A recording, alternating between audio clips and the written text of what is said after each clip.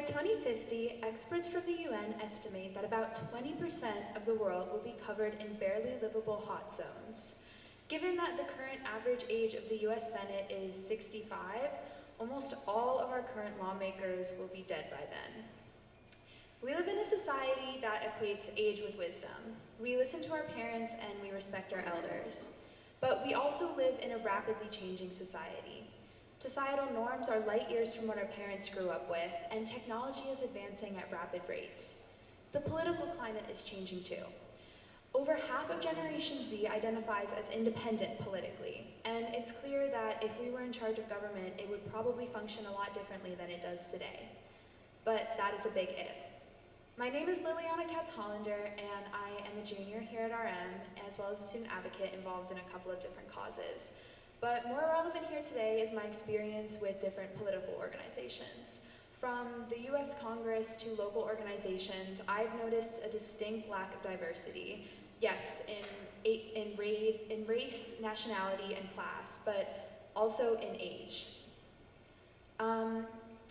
This can be seen in the political event of the year, which is Trump versus Biden 2024. Trump's base often touts Biden's age as a key flaw in his campaign, but the fact is that both candidates are well over retirement age, about a decade past, in fact. Neither of them will be around to see the results of the key decisions that a president makes while in office. Let's look at the next level, Congress. Out of 535 total representatives, only one is from Generation Z. His name is Maxwell Frost, and he represents a district in Florida. 1 out of 535 is less than 0.2%, where Generation Z, which is obviously all of us, represents about 20% of the US population. Compared to ages 60 and up, which is two generations, the boomer and silent generation, which makes up 25% of the US population, they represent over 63% of US Congress. That is not equal representation. While it's true, as Board Member Lynn Harris said earlier, that you have to be 25 to run for US Congress, it's also clear that that is not the only barrier. Millennials, which make up ages 28 through 43, represent just 3% of the House and 7% of the US Senate, 10% of Congress.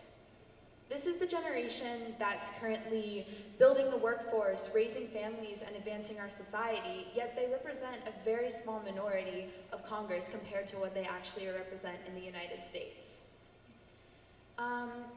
So what does this mean? Does it mean that young people don't care about politics? It's clear that we do. You can see that in the young people protesting outside of our houses of government just a few miles from here in DC, from causes ranging from March for Our Lives to school strike for climate change. But we can't actually make change if we're not the ones passing and advocating for the laws in our houses of government.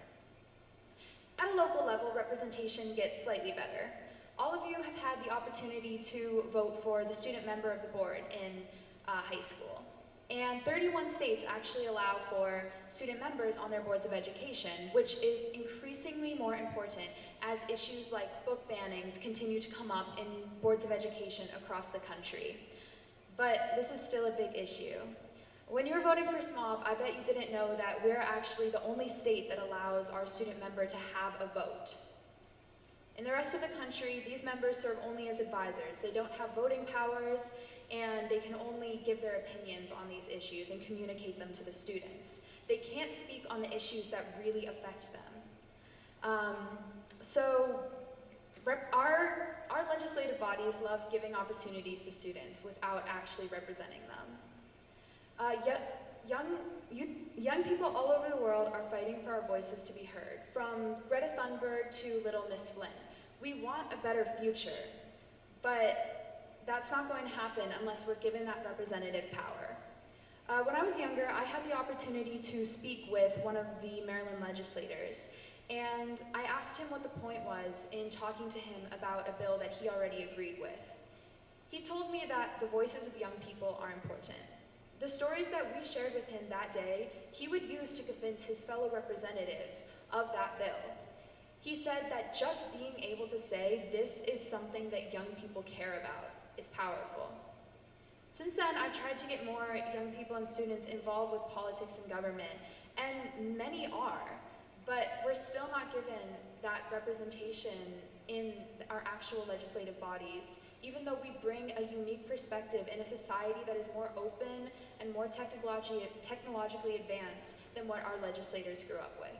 We need to make space for young people in government, with internships, jobs, but especially to represent ourselves. Thank you.